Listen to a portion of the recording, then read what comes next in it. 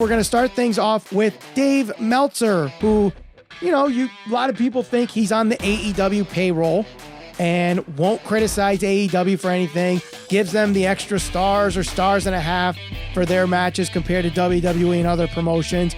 But he kind of is criticizing Tony Khan himself as well, considering what happened with the Ariel Helwani interview, where Tony Khan has not mentioned anything related to the AEW all-out media scrum brawl that happened between CM Punk and Kenny Omega. And here's what Dave Meltzer has said about it. The one thing is, at this point, we're in mid-October.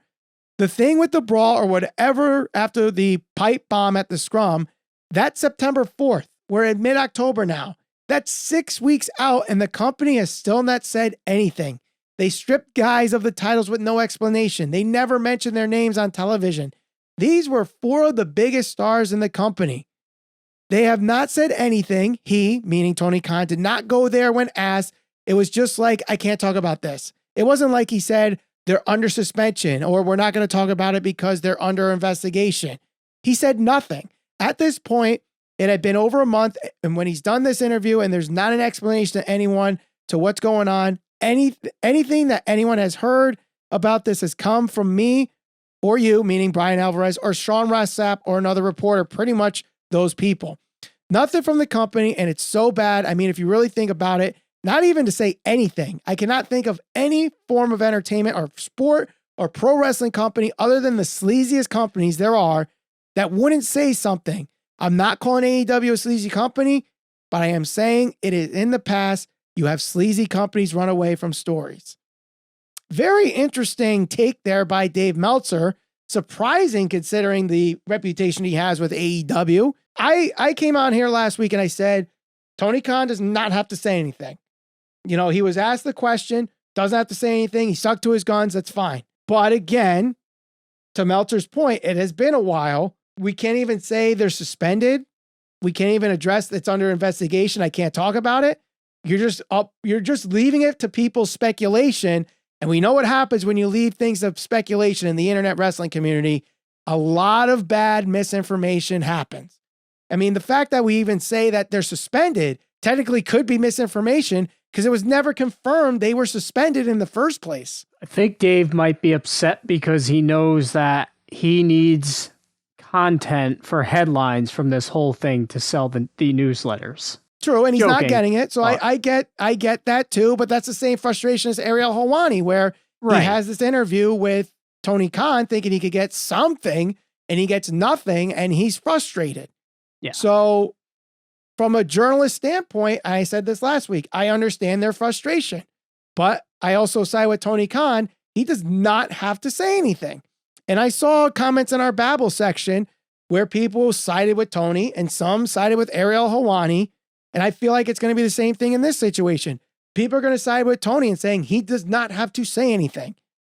But people are... Okay, here's the thing, though. I'm joking when I say that, Meltzer's only saying that because he wants the headlines to sell newsletters. I think to a certain extent, he's definitely right. I mean, this whole investigation thing, I think it's kind of taking a life of its own. I think it's getting a little blown out of proportion. I think guys have done worse things in pro wrestling. I think that guys have certainly gotten into fights, but I think the drama surrounding this whole thing about investigations and legal matters and who's suing who and all that stuff, at this point, I think Tony Khan or somebody can just come out and be honest about it. Guys got into a fight backstage. At wrestling, like literally, you watch UFC, this happens sometimes at weigh-ins. Like we saw Jorge Masvidal get into a fight, punch Leon Edwards at backstage, and I don't think they were even penalized for stuff like that, So, look, is it the most egregious thing in the world that these guys got into a fight? I don't think so. I mean, yeah, there's things that Punk shouldn't have said. I thought it was unprofessional, and it's unfortunate that it came to that, but aren't we to a point sometime where we can kind of move past some of this? Can we not get, like, Kenny Omega back, or can we not get the Young Bucks back or projected back? If there's a legal investigation, no. Until that legal... What do we investigate? Like, it's insane. I wish we at least knew... The thing is, if it's a fight, if there was actually physicality involved, and now there's legal investigation, technically someone could be liable for assault. As, yes, they're fighting each other. Whether it was Punk that filed the lawsuit, whether it's the Young Bucks or Kenny or, the legal advisor from AEW, someone had to have done something to file a legal dispute to make this investigation happen. We don't know. And we can't know because Tony Khan's not going to bring that information out. And he's really the only one who probably can speak on this right now, but he won't because he doesn't want to get himself in trouble legally or in a PR situation. So again, I side with Tony Khan on this. He does not have to talk. They could drill him as much as he wants. Fans could get as pissed as he wants for not saying anything. He does not have to say anything. I'm not pissed. I really, honest to God, I see MJF on a weekly basis, and that's more than entertaining enough. So right. And some people are with you with that. I mean, I've been entertained with the stuff with Jon Moxley and MJF, and I know some people might not agree with me. I like the storyline that's been going on with Daniel Garcia and Jericho and that whole thing. But I mean, they've kind of shown they could do a show without the Elite and they could do a show without CM Punk and draw the numbers that they used to have and have the fans behind them and have good shows. On the good side of things, Tony Khan did speak with Sports Illustrated this week, and he addressed Ring of Honor. He said, "We have great news soon about Ring of Honor weekly shows. The success of Death Before Dishonor on pay-per-views has ensured there will be more Ring of Honor pay-per-views. Our goal is to have one more great pay-per-view for Ring of Honor in 2022, and then follow that up with a weekly show in 2023. Now, this isn't confirming there will be Ring of Honor weekly television in 2023. It's just his plan for it. It seems like the reason why Chris Jericho is the Ring of Honor champion is kind of help get that TV deal done so they could start weekly programming in 2023. But seeing Tony Khan's track record recently of him not speaking on things, and he brings this up, perhaps this means there are plans in place of a weekly show in 2023, and maybe some kind of terms have been agreed on by a TV network. I might not be WB Discovery, but what do you make of this? I mean, I guess I think it's interesting. I just don't know how practical it's going to end up being because, I think right now it's working, at least for some of the fans, because they're featuring Ring of Honor titles and guys on AEW. AEW is still the number one, the number two promotion in the United States as far as pro wrestling is concerned. So, it ends up working out. Mm-hmm. I don't know if that's going to fare too well if Ring of Honor tries to go by itself and have a weekly show. I don't even know if they have enough star power to convince people that it's worth taking a risk on. Like right now with Chris Jericho, yeah, that might be something that someone would take a risk on. But if it's a Daniel Garcia, if it's whoever else, may not be the same case. Now, I have heard this, or at least I saw this idea on Twitter, that perhaps the reason why Rampage went 2 hours a couple weeks ago, or they did the Rampage Battle of the Belts back-to-back shows, was a way to test whether or not they could put Ring of Honor after Rampage on Friday nights. And judging by your reaction, you don't think that's a good idea. Who's going to stay up to watch that? You don't need to stay up to watch it. We have a DVR. And I bet you even with Ring of Honor doing that show at 11 o'clock at night, we'll probably do better ratings than what normally would be on that Friday 11 o'clock slot anyway. So I think it's not a bad idea because when you think about it, where else are you going to put Ring of Honor television? Unless Tony Khan has a deal with another network. But if he has a deal with another network, why not try to move Rampage somewhere else and maybe put Ring of Honor in the Rampage slot? Maybe Tony Khan should just focus on making AEW the best product that it can be. I mean, honestly, on a week-to-week basis, they're trying to do this thing with Chris Jericho wrestling former Ring of Honor champions. And I mean, yes, I could see why people could get frustrated because they're bringing on all these Ring of Honor guys when you have all these AEW guys not getting TV time. But you have to kind of show what Ring of Honor can offer on a national TV basis. What better way to do that with Chris Jericho going after all these former Ring of Honor champions who are probably going to be part of Ring of Honor weekly when that show happens. So you would figure Dalton Castle and the boys are going to be part of Ring of Honor when they have weekly shows. Jay Lethal will probably be part of that. I would think FTR will be part of Ring of Honor if they're still the tag team champions. And anybody else that are former Ring of Honor champions that Chris Jericho challenges, I guarantee you are going to do that to kind of showcase them on a national TV level to try to get them a little bit more boost for their TV deal. Now, it does hurt AEW, I think, in their short-term goals, but long-term, I don't think it really affects them much. Especially now that we know that Chris Jericho has renewed his AEW contract, and similar to what we saw with Jon Moxley's contract, he also will be getting, extra responsibilities and is now serving as a producer and creative advisor in addition to continuing as a mentor to young talent with this new contract.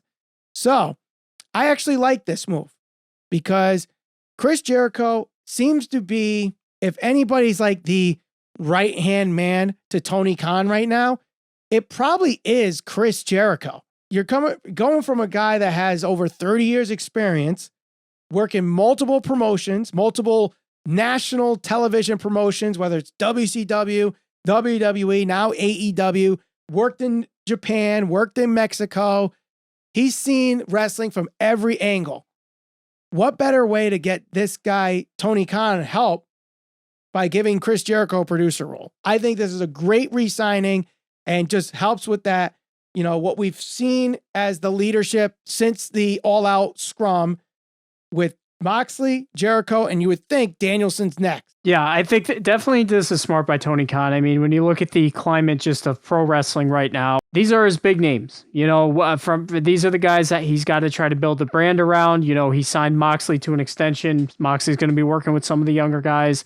Jericho, who's been in wrestling forever, done just about everything you can do and always trying to reinvent himself. At the very least, look, they got a lot of young guys. They need to work, some of them at least need to work on their character so that way they can be hopefully bigger stars in the future for AEW. And somebody like Chris Jericho working in the back with them is not a bad thing. So, yeah, this was very smart. I'd be interested to see how AEW looks now that he has a producer role and what segments and matches he's going to be producing. And if you could really tell which ones he's going to be involved with. Now, someone that doesn't have a producer role, but threw in her 2 cents about booking decisions is Ronda Rousey. She was recently on her YouTube gaming channel doing a live stream, and they were talking about Bray Wyatt and who could be Bray Wyatt's first target or who targets Bray Wyatt first. The name Logan Paul came up. And in a stream of consciousness, Ronda Rousey goes, you know what we should do?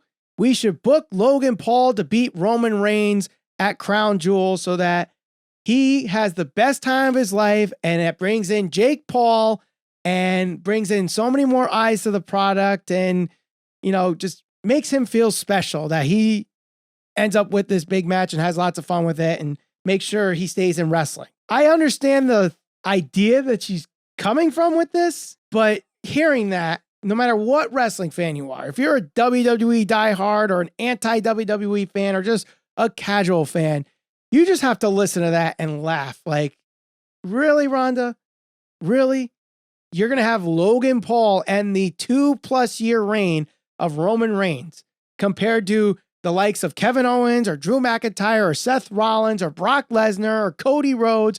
No, we're going to have the YouTuber with 30 million subscribers because he's going to cater to a new audience. They don't need to cater to a new audience.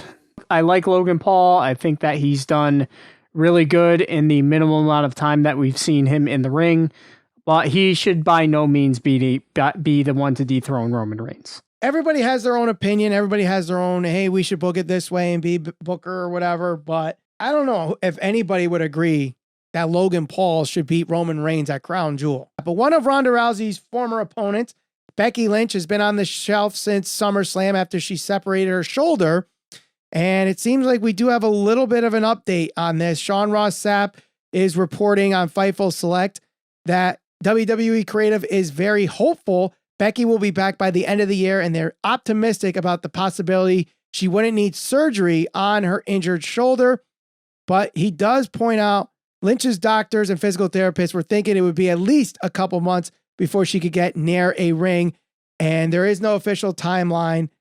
But the earliest Lynch might return is Survivor Series in Boston. Positive news on this, but at the same time, still uncertainty regarding the return of Becky Lynch. And I feel like Raw could definitely use her right now because you have Becky, you have Bianca, and you have Damage Control, but there's really not much going on there. And I think that story, if they're going to keep with it, can go into another gear with Becky Lynch back. No, I agree. I don't think anybody would ever complain about having Becky Lynch back. I mean, she's definitely, we talk about the 4 pillars of AEW. When you think of women's wrestling, especially in WWE, it could very well be the 4 horsewomen. But Bianca, the new up-and-comer, I think her and Becky Lynch did wonders for that title. And beyond just being good in the ring, she's a character. And that's important in wrestling. So, yeah, I don't think it would be a bad thing to get her back, obviously, if she's healthy. I think it will help the women's division, but also just the intrigue in Raw. I mean, Raw has been doing very, very good, I think, compared to what we've seen a year ago. But having Becky back, I think, would definitely help character-wise, in-ring-wise, and just star power-wise. But someone that has been gone from WWE for quite some time now is Sasha Banks. We haven't seen her since she walked out from that episode of Raw back in May or early June and left the WWE Women's Tag Team titles on John Laurinaitis' desk.